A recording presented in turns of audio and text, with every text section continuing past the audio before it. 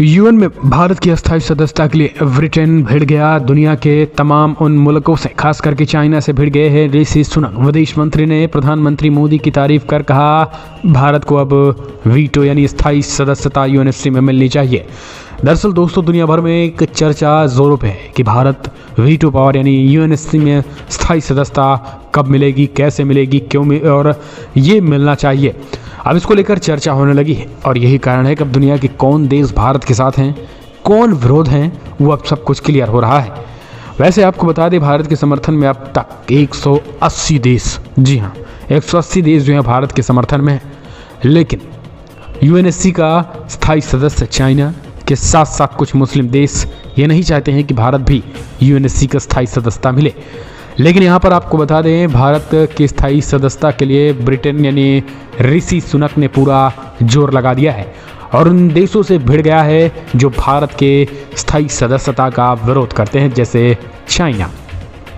दरअसल आपको बता दें, ब्रिटेन की तरफ से जो कहा गया है, ऋषि सुनक की तरफ से जो कहा गया है, उस चीज़ को जब आप सुनेंगे तो आपको समझ में आएगा कि भारत कैसे कितनी तेज़ी के साथ विश्व गुरु बनने की तरफ बढ़ चला है।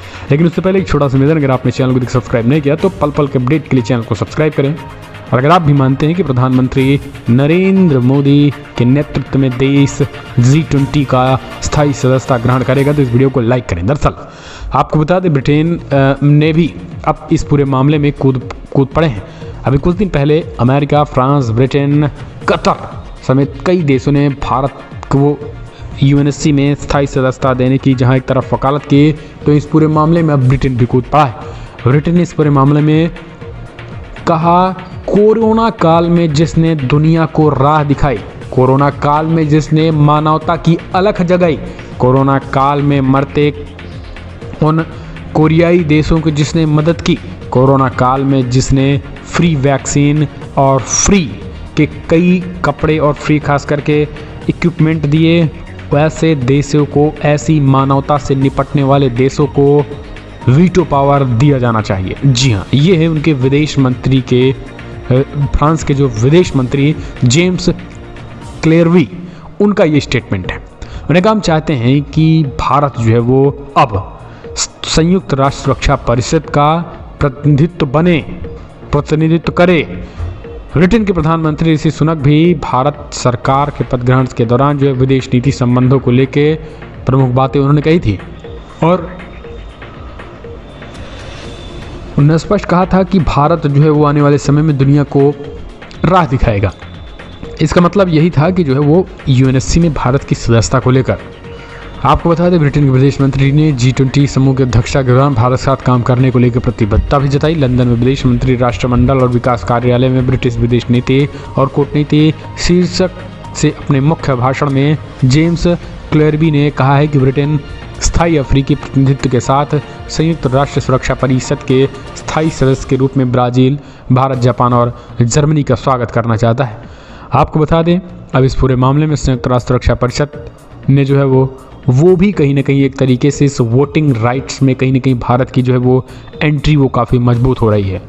इसमें अमेरिका, रूस, चाइना, फ्रांस और ब्रिटेन शामिल है। वैश्विक आबादी, अर्थव्यवस्था और नई भू राजनीतिक परिस्थिति को देखते हुए काफ़ी समय से स्थायी सदस्य देशों की संख्या बढ़ाने को लेकर मांग की जाती रही है। वहीं अब ब्रिटेन के इस रुख के बाद भारत का जो पलड़ा है वो काफ़ी भारी दिखाई दे रहा है। आपको बता दें, कुछ दिन पहले ब्रिटेन के पीएम ऋषि सुनक प्रधानमंत्री नरेंद्र मोदी से मिलते ही उन्होंने भारत में खास करके अमेरिकी नागरिकों की जो भारतवंशी हैं उनका ब्रिटेन में बड़े जोर शोर से स्वागत किया था।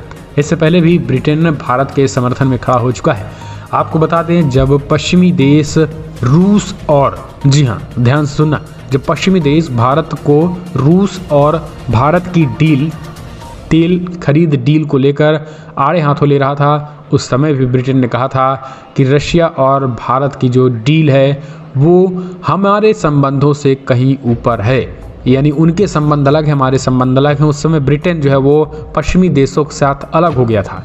तो लगातार जब से ऋषि सुनक बने हैं, ऐसे कई संकेत ब्रिटेन की तरफ से आ चुके हैं जिसमें ये दिख रहा है कि जो जोड़ी है, जो कूटनीतिक रास्ते हैं, वो ब्रिटेन के साथ अच्छे संबंध हो रहे हैं। सबसे बड़ी बात यह है दोस्तों कि सिचुएशन ख़राब कहाँ होती है वो समझ लीजिए।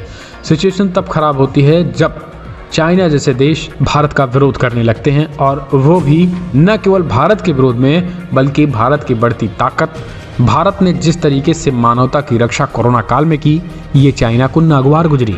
इसके पीछे आप रीजन समझ सकते हैं कि चाइना माल टिकता नहीं है, टिकाऊ नहीं होता है। चाइना की पीपी किट दुनिया भर में गई, वो एक दिन से ज़्यादा चली नहीं, खराब हो रही थी। कोरोना वैक्सीन एक तो कोरोना चाइना नहीं फैलाया, दूसरा उनकी जो वैक्सीन थी उससे भी लोग मरने लगे थे। तो चाइना के जो सामान थे, प्रोडक्ट थे, उनका पूरी दुनिया ने बायकॉट किया। उस समय भी अमेरिका ने कहा था, ब्रिटेन ने कहा था, उस समय भी ब्रिटेन ने जो है चाइना के साथ अपने संबंधों की समीक्षा की और कई चीज़ों को कम कर दिया। और यही कारण है कि अब भारत लगातार जो है वो चाइना को करारा झटका दिया। भारत चाइना की बाज़ारों पे कब्जा धीरे धीरे कर रहा है। चाइनीज़ कंपनियां भारत में चली आईं तो चाइना को लगने लगा कि जी हम कमज़ोर हो रहे हैं और भारत जो है हमारे पैरेलल में एक मजबूत और महाशक्ति के रूप में उभर रहा है।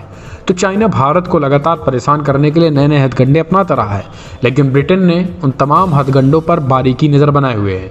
अभी हाल ही में जो हमला हुआ था चाइना के द्वारा, उसको लेकर भी ब्रिटेन ने आपत्ति जाहिर की थी और कहा था कि ये कतई और किसी भी कीमत पे ठीक नहीं है, और इस तरीके की हमलों का हम पुरजोर विरोध करते थे और करते रहेंगे।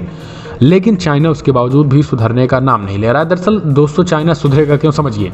अब हम आपको जो बताने जा रहे हैं ध्यान सुनिए। दरअसल चाइना इन दोनों अंदरूनी कलह से जूझ रहा है, और चाइना के एक इतिहास रहा है जब वो अंदरूनी कलहों से जब परेशान होता है तो वो भारत पर, या फिर भारत ही नहीं, अपने एडजॉइनिंग जितनी भी कंट्रीज़ हैं, सीमावर्ती जो देश हैं, उनको परेशान करने की कोशिश करता है। तो उनसे भिड़ने की कोशिश करता है, और चाइना को ये लगता है कि भाई हम इससे भिड़ेंगे तो हो सकता है कि हमारे जो अंदरूनी कलह हैं वो कम हो जाए। जैसे पाकिस्तान में लगातार इमरान खान के खिलाफ मोर्चा खोला रहा और इमरान खान भारत की तरफ मुँह करते रहे, लेकिन अंतोगत्ता उनको जाना पड़ा, और वही चीज़ें जो है वो अब चाइना कर रहा है। लेकिन ब्रिटेन ने करारा जवाब दिया। ऋषि सुनक ने कहा भारत जो है वो दुनिया भर में जिस तरीके से मानवता की मिसाल पेश की कोविड-19 काल में, दुनिया में भारत जिस तरीके से क्लाइमेट चेंज पे, तमाम उन मुद्दों पे भारत जिस तेज़ी के साथ आगे बढ़ रहा है और दिशा दिखा रहा है दुनिया को, इससे तमाम उन खतरों से आपदा में निपटने के लिए भारत की अत्यधिक ज़रूरत होती है। तो ऐसे देशों को कम से कम स्थायी सदस्यता तो होनी चाहिए जो दुनिया की एक नई रूप रंग दिखा सके। तो सीधा सीधा उन्होंने एक तरीके से स्पष्ट कर दिया है कि भाई विदेश मंत्रालय ने कह दिया है कि भारत को स्थायी सदस्यता मिलनी चाहिए। बाकी जो देश इस चीज़ का विरोध कर रहे हैं उन देशों को भी अपनी विदेश नीति में समीक्षा करनी चाहिए, और भारत जैसे देशों को तत्काल UNSC में अस्थायी सदस्यता दिलाने का पक्षधर ब्रिटेन। फिलहाल कमेंट के माध्यम से आप अपने सुझाव दें, आपको क्या लग रहा है। चैनल को सब्सक्राइब करें पल पल के